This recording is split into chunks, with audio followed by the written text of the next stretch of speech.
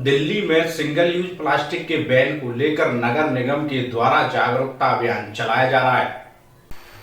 राजधानी दिल्ली में single use plastic और स्वच्छता को लेकर एमसीडी के व्यापक अभियान छेड़ दिया। इसी अभियान के तहत रोहिणी सेक्टर 15 में स्थानीय लोगों के साथ मिलकर रोहिणी निगम जोन की डीसी ने स्वच्छता के प्रति एक संदेश दिया। इस दौरान लोगों को नुक्कड़ नाटक के माध्यम से जागरूक करने का प्रयास किया। इस मौके पर स्कूली छात्रों ने एक प्रदर्शनी लगाई और उस प्रदर्शनी के माध्यम से प्लास्टिक के वेस्ट मैनेजमेंट को लेकर लोगों को संदेश दिया।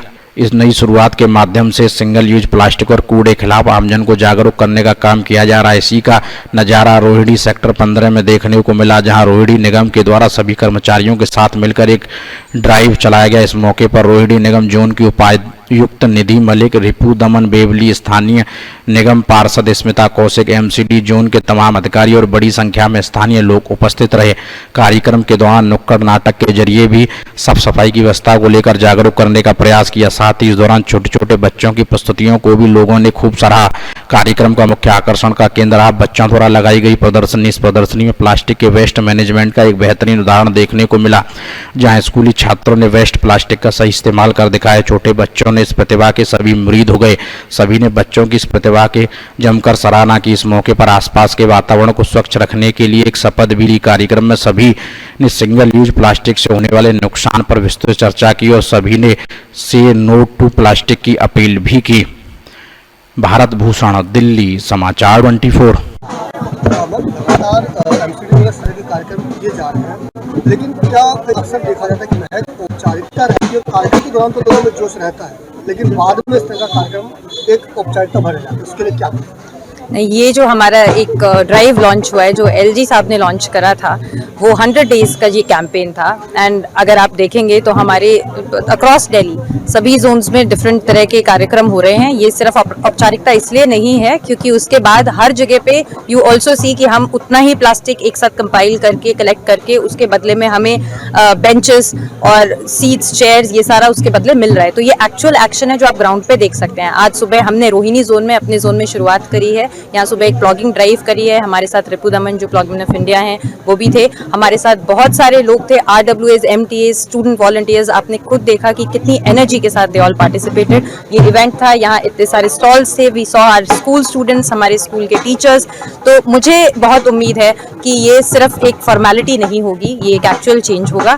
एंड वी होप कि आप सब लोग भी ये मैसेज लोगों तक पहुँचाएंगे ताकि everybody is a part of. कहा जाता है रोहिणी का इलाका है, लेकिन स्लम्स जहाँ लाइक वहाँ ज़्यादातर इस तरह की चीज़ों की जरूरत होती है। क्या ऐसे इलाके में भी कोई इस तरह का? बिल्कुल बिल्कुल, जैसे हमने यहाँ पे स्टार्ट करा है, we are planning events all across. ऐसा नहीं है कि सिर्फ जहाँ RWAs, MTAs है वहाँ पे रखेंगे। आपको धीरे धीरे आने वाले समय में वहाँ पे भी हमारी सब एक्टिविटीज दिखाई देगी।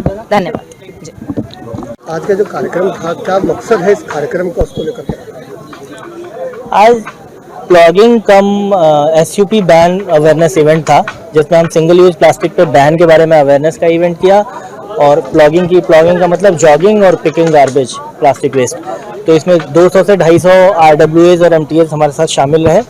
और इन RWAs, MTAs के अतिरिक्त बहुत सारे NGOs हमारे साथ शामिल रहे, सारे ऑफिसर्स और प्लॉगमैन ऑफ इंडिया जो हमारे प्लॉगिंग एम्बेसडर हैं श्री रिपू दमन जी, और हमारे ब्रांड एम्बेसडर रोहिणी जोन, ये सारे लोग शामिल रहे। और प्लॉगिंग का इवेंट हुआ। प्लॉगिंग के इवेंट के बाद हमने कल्चरल प्रोग्राम और नुक्कड़ नाटक के थ्रू बहुत सारा अवेयरनेस क्रिएट किया सिंगल यूज प्लास्टिक पे बैन के बारे में और कूड़ा प्रबंधन के बारे में। स्थानीय लोगों का किस तरह का सहयोग इस मुहिम में देखने को मिला? बहुत बढ़ चढ़ के साथ दिया लोगों ने। 200 से 250 के आसपास RWAs और MTAs हमारे साथ इकट्ठा थे और बहुत ही सक्सेसफुल प्लॉगिंग ड्राइव था हमारा। हम भविष्य में भी ऐसे प्रोग्राम्स करते रहेंगे। जैसा कि देखा जाए कि रोहिणी इलाका है, रोहिणी में फिर भी लोग अवेयर होते हैं, लेकिन स्लम्स जहाँ पर लोग इस चीज़ को लेकर ज़्यादा अवेयर नहीं होते। हमारे वहाँ रोहिणी में भी आधा जो रोहिणी जोन है उसमें बहुत सारे अनऑथराइज कॉलोनीज भी हैं। हम वहाँ भी ये मुहिम लेके जा रहे हैं और वहाँ भी इस तरह के प्रोग्राम्स करेंगे। सर, निगम कितना सराहनीय कार्य कर रहा है, सफाई का मुद्दा लेकिन जो लोग इन चीज़ों को नहीं अपनाना चाहते, क्या निगम दूसरा तरकीब भी अपनाएगी उनके? वो ऑलरेडी हम अप्लाई कर रहे हैं वो तरकीब। प्रोसिक्यूशन के एक्शंस हो रहे हैं, चालान हो रहा है, प्लास्टिक सीजर हो रहे हैं सारे मार्केट से।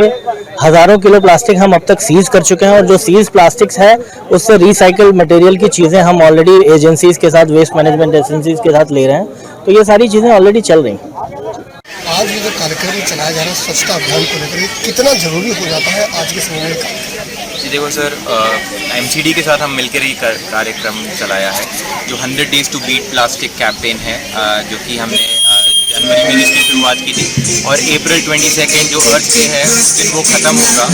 बट आइडिया है कि जब तक लोग मिलकर 1 करोड़ लोग हैं दिल्ली में अंडर एमसीडी, अगर लोग मिलकर इसमें भागीदारी नहीं लेंगे तब तक जो कूड़ा मुक्त दिल्ली का जो हमारा अभियान है वो सफल नहीं होगा। एमसीडी अपना काम करता रहेगा, सैनिटेशन वर्कर्स अपना काम करते रहेंगे, बट लोगों की भागीदारी बहुत ज़्यादा ज़रूरी है और वही मिलकर हमें एक्चुअली कूड़ा मुक्त दिल्ली में सफल बनाएगा। जैसा आपने मंच के माध्यम से बोला कि आप भी सफल कर रहे हैं और लोगों को एक संदेश देने का प्रयास कर रहे हैं, अब क्या कहेंगे किस तरह के कदम उठाए ताकि आसपास न केवल स्वच्छ वातावरण रहे बल्कि सिंगल यूज प्लास्टिक के खिलाफ की जो मुहिम चली है वो कारगर है? सर हर चीज़ कारगर होगी या बहुत सारी चीज़ें हैं जो करनी पड़ेंगी एट वेरियस लेवल्स।